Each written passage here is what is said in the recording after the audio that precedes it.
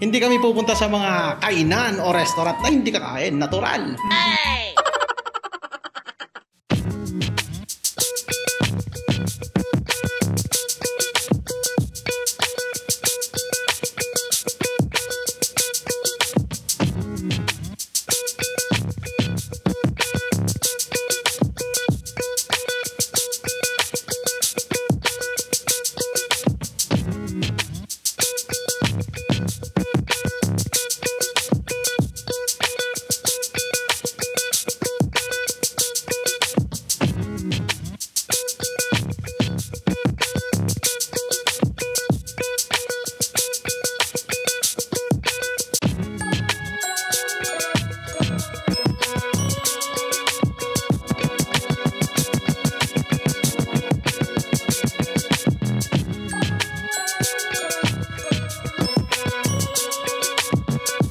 Oh, what's up again mga pamangkin natin dyan. Nandito na po tayo, kasama natin to mga to, no?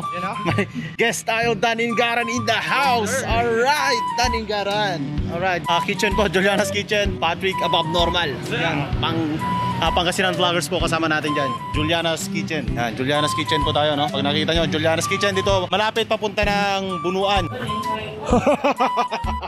Yun nga, nandito tayo sa Juliana's Kitchen. So anong gagawin natin dito? Magkwekwentuhan lang ba? Hindi! Kakain na naman tayo. So mamaya, abangan nyo.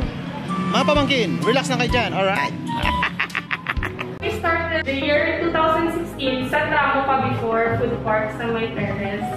Tapos, lipat kami sa in front of Upang. Tapos during the pandemic, lipat naman kami dito sa the Venetia Road. Yung Juliana's Kitchen, it came from sa name ng lola ko, which is Huling, Mami Huling, kilala siyang Mami Huling.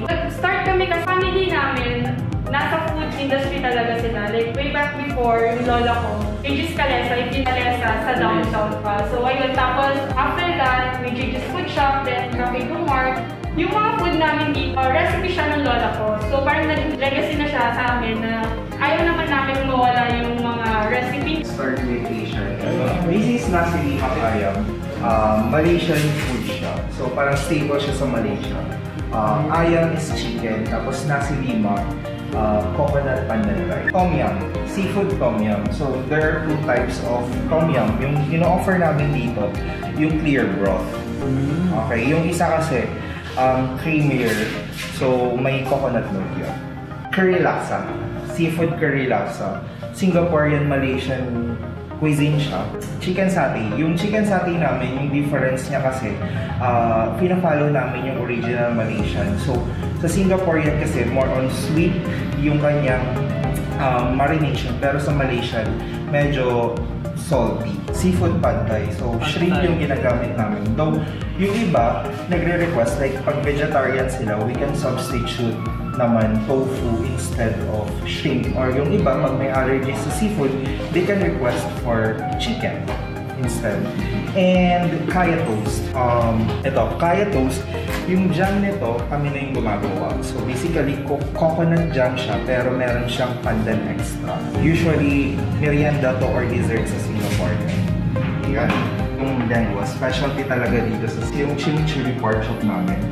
Chimichurri, staple sauce siya sa Argentinians, made of fresh parsley, baby back ribs namin. Smoked, grilled, tapos kami na rin gumagawa ng barbecue sauce niya.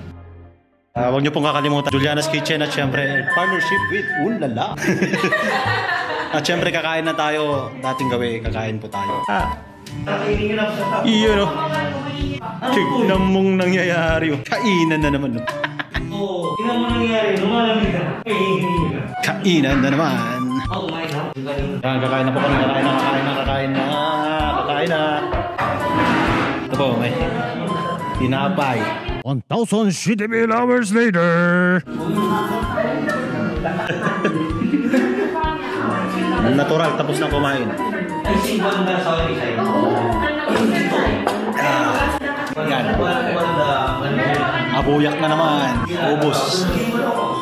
Parang pinagyo. Solve na naman. At yan.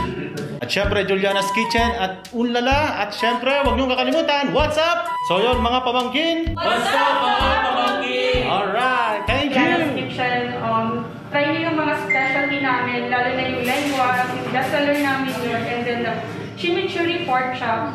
Tapos you can try our other Asian menus kasi we want to try something new na wala dito sa Dagupan. Kaya nag-offer kami ngayon ng mga Thai, Singaporean, Malaysian dishes. Ayun po.